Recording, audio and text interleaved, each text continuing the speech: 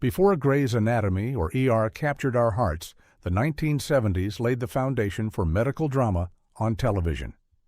These groundbreaking shows weren't just about medicine, they were about morality, identity, and the human cost of healing. Join us as we explore 17 pioneering medical dramas that set the standard for everything that came after. 1. Marcus Welby, EMD, 1969 to 1976. In an era where television doctors were often portrayed as detached professionals, Marcus Welby, MD, introduced something radical. A doctor who actually cared, played by Robert Young, Doctor. Welby wasn't just a healer of bodies, he was a listener, a comforter, and at times a moral compass. The show followed his private practice, often dealing with taboo topics like rape, mental illness, and drug addiction, subjects that most shows of the time wouldn't dare to touch. But Welby did more than diagnose diseases. He challenged social norms. Each episode felt like a quiet rebellion against the rigidity of the medical system. He often clashed with his younger, more by-the-book colleague, Dr. Stephen Kiley, played by James Brolin. Their generational divide symbolized the friction between old-fashioned intuition and the new world of science-based medicine. The show resonated with audiences because it wasn't about high-tech miracles. It was about bedside manner, heart, and dignity.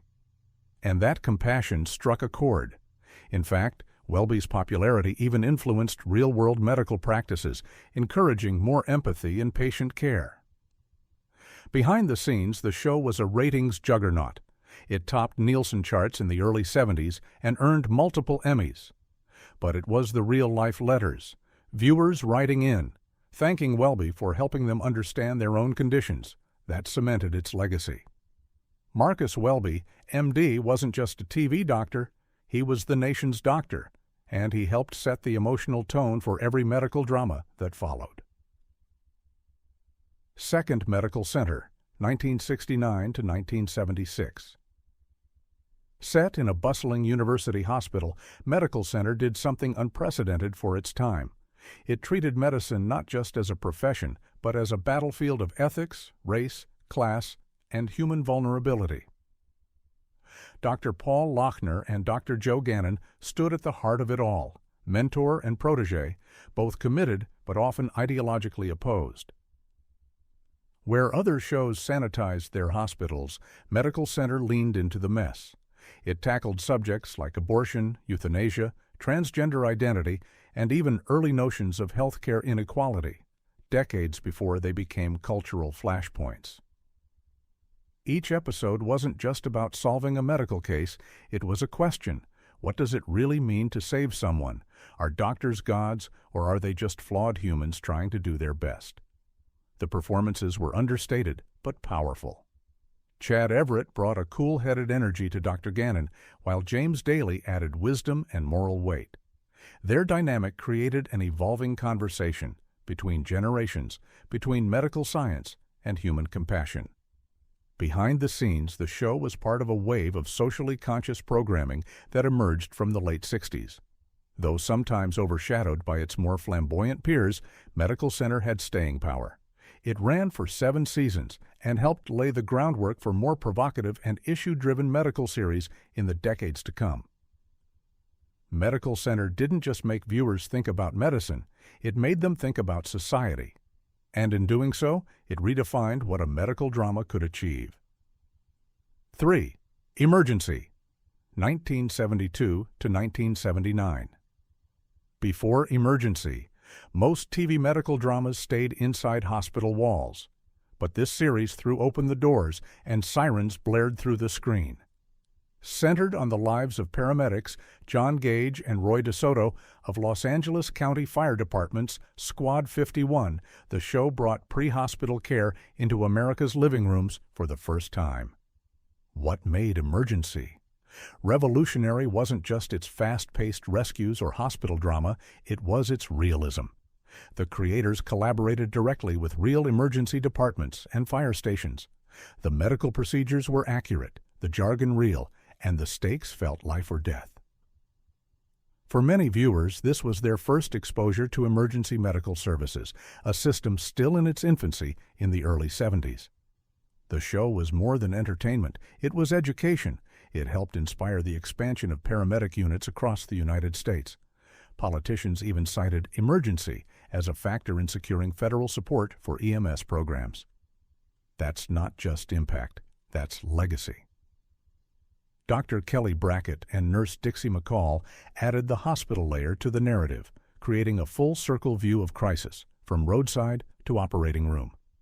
The show didn't shy away from trauma, heartbreak, or moral dilemmas. It just raced into them with flashing lights and adrenaline.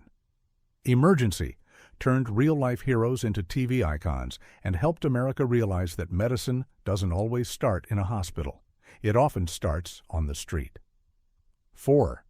MASH, 1972 to 1983. MASH wasn't just a medical drama, it was a war zone wrapped in bandages and sarcasm. Set during the Korean War, the show followed the lives of surgeons and nurses stationed at the 4077 Mobile Army Surgical Hospital. But beneath the humor and hijinks was a searing indictment of war, the dehumanizing effects of trauma, and the emotional cost of saving lives in hellish conditions.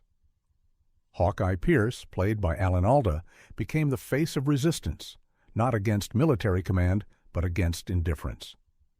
Through his wisecracks and anti-authority stance, he reminded viewers that humor is often the last defense of the human soul. MASH blurred genres. One moment it was pure comedy. The next, a soldier died on the operating table. That whiplash was the point. It reflected the absurdity and brutality of war. And its portrayal of field medicine, fast, improvised, desperate, was unlike anything TV had shown before.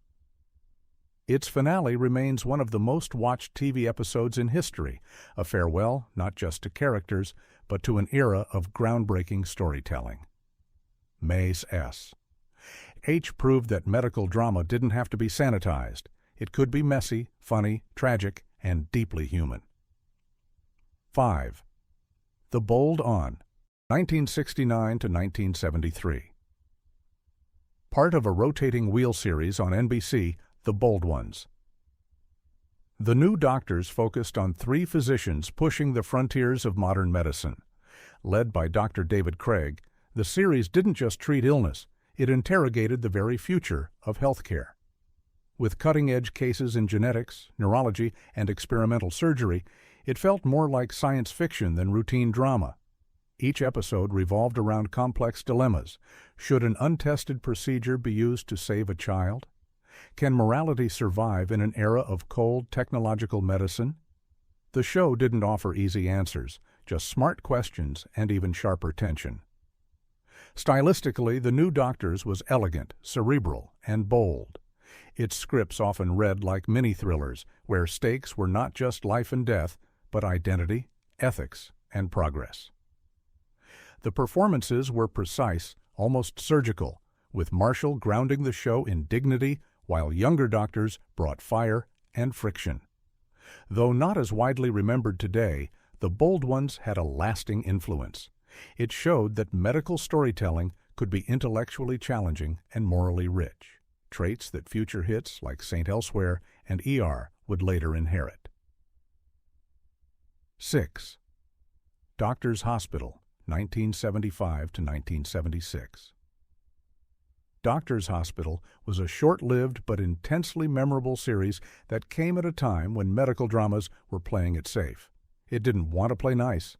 It wanted to get real.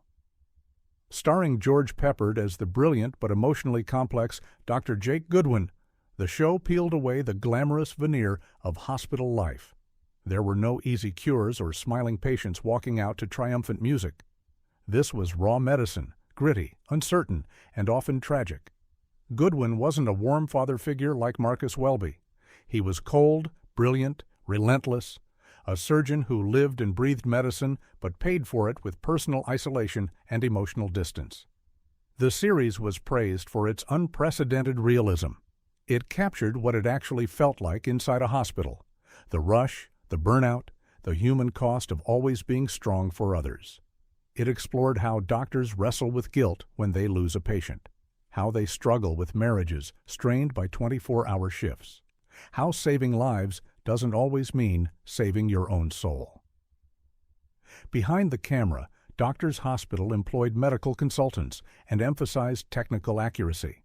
Scenes in the operating room were choreographed with surgical precision. But what really made the show stand out was its moral complexity. Every decision carried weight, and every victory came with a price. Despite critical acclaim, the series only lasted one season, but its shadow loomed large.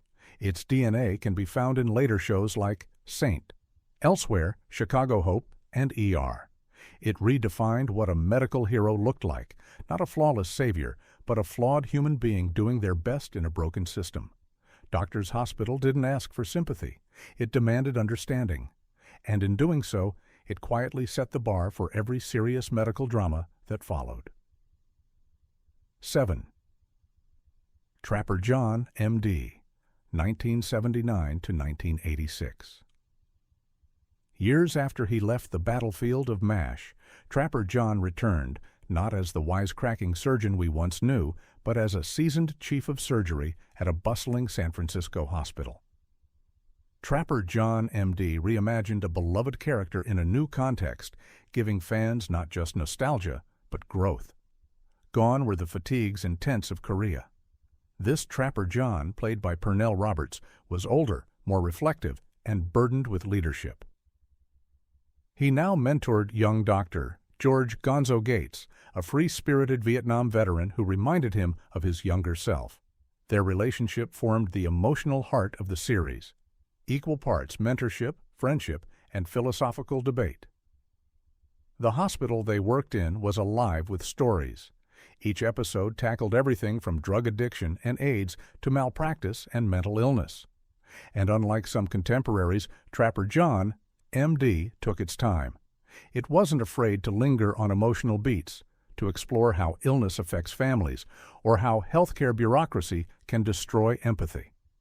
Trapper himself was no longer the comedic sidekick. He was a man carrying decades of emotional and professional scars. The series dared to explore what it means to grow old in medicine, to lose your edge, to find purpose again, not in glory, but in guiding others. What made the show truly unique was its ability to blend procedural storytelling with character depth. While many 70s dramas emphasized plot, Trapper John, M.D. focused on people, their pain, their resilience, and their quiet moments of courage. By the time the series ended in 1986, it had carved out its own legacy. It wasn't just a spin-off. It was a mature, nuanced evolution of one of TV's most iconic doctors, an exploration of what happens after the war ends, but the healing never really does. Quincy ME, 1976 to 1983. Before CSI, before forensic science was primetime spectacle, there was Quincy ME, the original medical examiner who solved crimes not with a gun, but with a scalpel and a microscope. Played with fiery conviction by Jack Klugman, Dr. Quincy was no ordinary coroner. He was a crusader, a moral bulldozer, a man who looked beyond the body bag to ask, why did this person die, and what can we do to make sure it never happens again? Set in Los Angeles, the show followed Quincy as he examined deaths that often revealed systemic failures, unsafe working conditions, medical malpractice, flawed laws. He clashed constantly with the bureaucracy around him, especially his skeptical boss, Dr. Aston, and a police force that didn't always welcome his meddling. But Quincy never backed down. The series was groundbreaking because it merged medical mystery with social activism. It was one of the first shows to tackle AIDS, anorexia, drunk driving, and domestic abuse with unflinching honesty. In fact, some episodes led to real-world legislative changes. That's not just storytelling. That's cultural impact. Stylistically, Quincy ME was less glossy than other dramas. It felt lived in, almost documentary-like. The autopsy scenes were clinical, but never gratuitous. The focus wasn't on gore, it was on justice. Klugman's performance was the show's engine. His Quincy was gruff, passionate, and often enraged by the world's indifference. But underneath that fire was deep compassion. He wasn't trying to catch killers for glory. He was trying to prevent the next body from ending up on his table. Quincy ME redefined what a medical drama could be. It wasn't just about curing the living, it was about giving the dead a voice, and that mission made him one of television's most unforgettable doctors. 9. House Calls, 1979 to 1982. House Calls was a medical drama that dared to be funny and heartfelt in equal measure. At a time when most shows were leaning into heavy-handed moral dilemmas or procedural intensity, House Calls introduced something refreshingly different: the messiness of life behind the white coat, both at work and at home. The series starred Wayne Rogers, fresh off his role as Trapper John on MASH, as Dr. Charlie Michaels, a charming, slightly roguish doctor trying to balance his professional responsibilities with a chaotic personal life. His main foil? Ann Atkinson, the hospital's strong-willed administrator, played by Lynn Redgrave, whose sharp wit and commanding presence made her a perfect match for Charlie's mischief. What set House Calls apart was its blend of workplace comedy and medical reality. The hospital wasn't portrayed as a cold, sterile machine.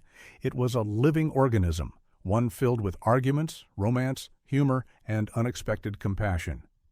The show explored everything from patient care to hospital politics, but always filtered through the lens of human relationships. While not as overtly issue-driven as other dramas, House Calls still found ways to comment on sexism, healthcare costs, and medical burnout. And it did so without ever losing its charm. Its humor wasn't slapstick. It was grounded in personality and emotion, making the characters feel real and relatable.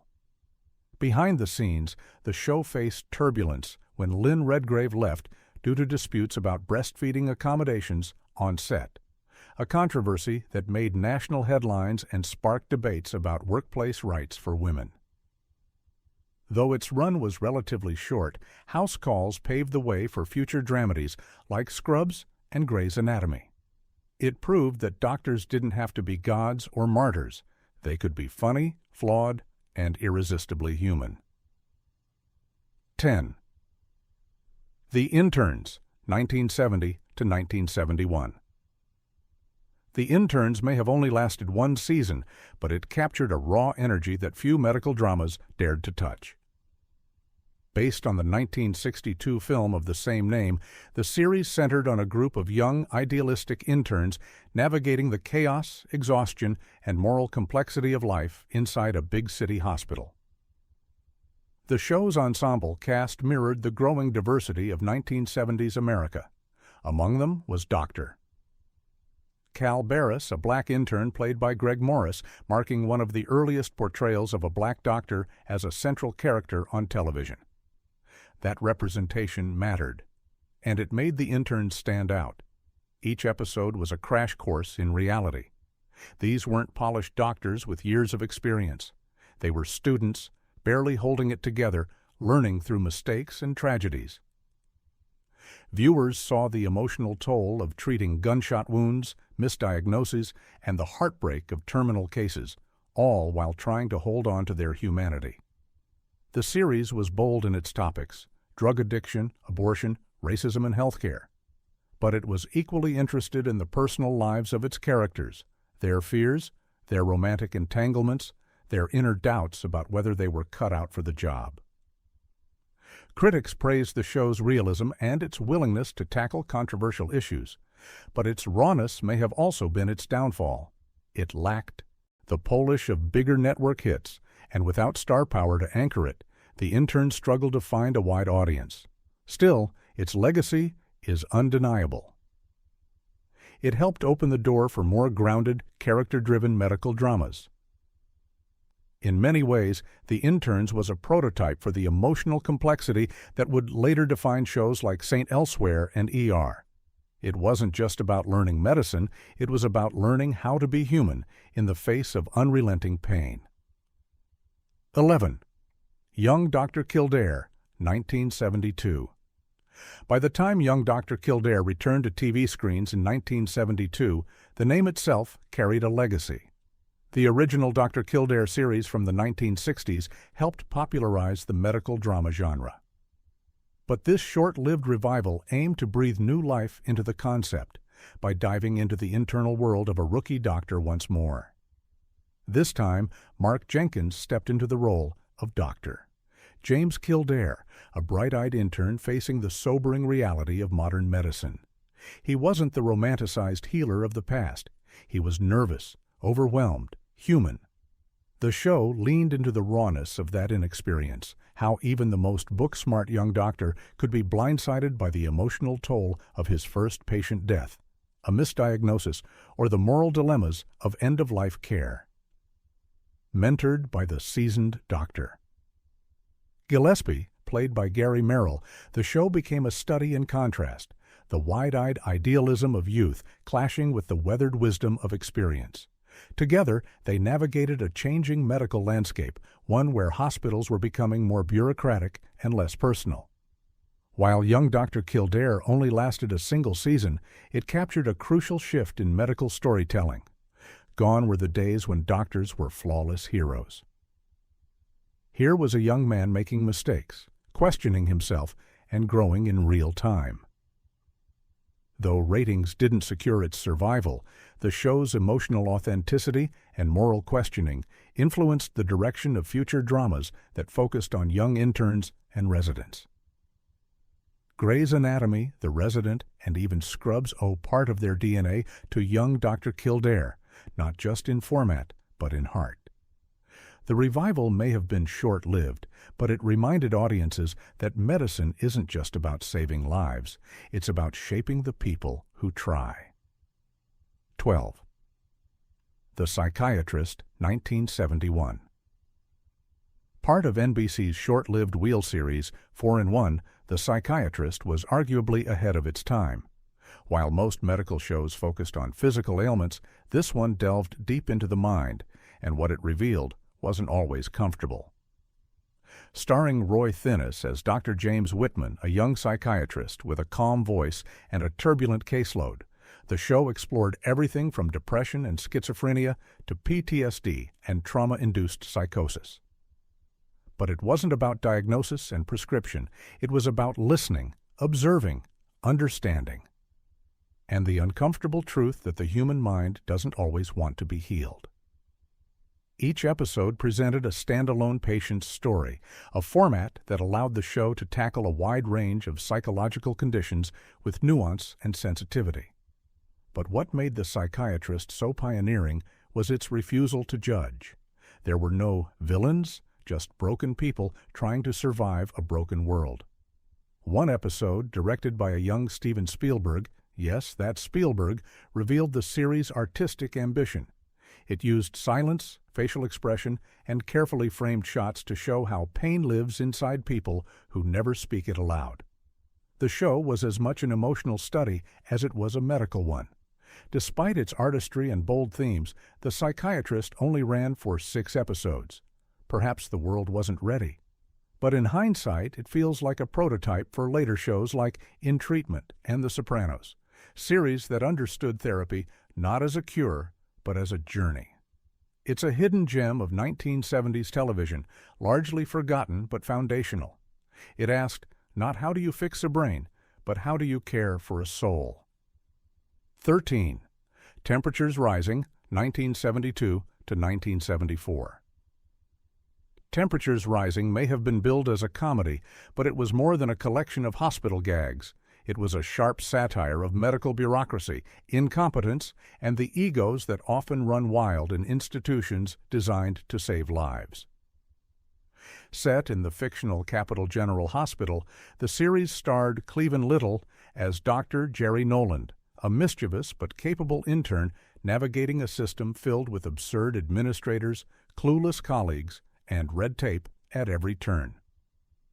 What made the show especially significant was that Little, an African-American actor, was one of the few black leads on network television at the time, and even fewer in a medical role. The show initially blended physical comedy with commentary. Doctors would misplace patients. Administrators cared more about image than outcomes. It felt like MASH without the war, taking a scalpel to institutional dysfunction and laughing through the pain. But behind the scenes, Temperatures Rising underwent multiple creative surgeries. It shifted tones drastically across its 3 seasons, even bringing in Paul Lynde to star in a revamped version with darker humor and tighter satire. The constant retooling confused audiences and critics alike.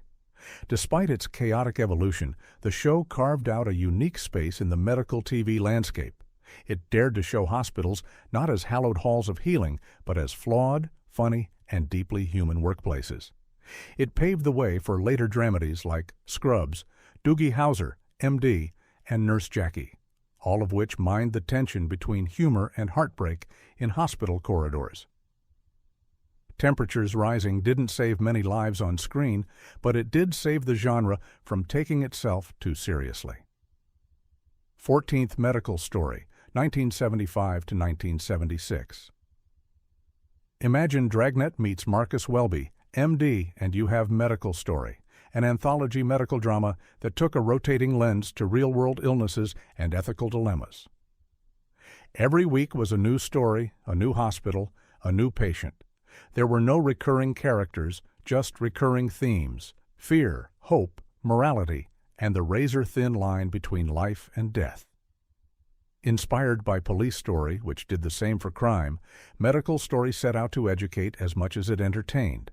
Each episode was based on actual medical cases, dramatized to bring awareness to the public. But these weren't just textbook diseases. They were social, psychological, and deeply human stories. Topics ranged from rare cancers and mental breakdowns to overworked surgeons and institutional racism in healthcare. Because of its rotating cast and episodic nature, the show attracted high-profile guest stars and gave writers and directors room to experiment. One week, you might get a slow-burn character study about a dying priest refusing treatment. The next, a procedural puzzle about a misdiagnosed outbreak threatening an entire community. While it never reached blockbuster status, Medical Story was admired for its ambition and truthfulness. It pulled back the curtain on how hospitals actually function and fail. It dared to show that not every patient gets better, not every doctor knows the answer, and sometimes the hardest diagnosis to hear isn't medical, but systemic. Its legacy? A blueprint for later anthology dramas like City of Angels, Chicago Hope, and The Resident. Medical Story was a quiet giant, whispering truths while other shows shouted drama. 15. The Nurses, syndicated 1970s reruns. Although The Nurses first aired in the 1960s, it enjoyed a major revival in the 1970s through syndication, and with that revival came a renewed appreciation for stories told from a perspective that had long been ignored: the women on the front lines of care. Where most medical dramas centered on doctors, The Nurses flipped the narrative. It followed dedicated female nurses like Liz Thorpe and Gail Lucas, who balanced emotional labor with medical skill in a system that often dismissed them.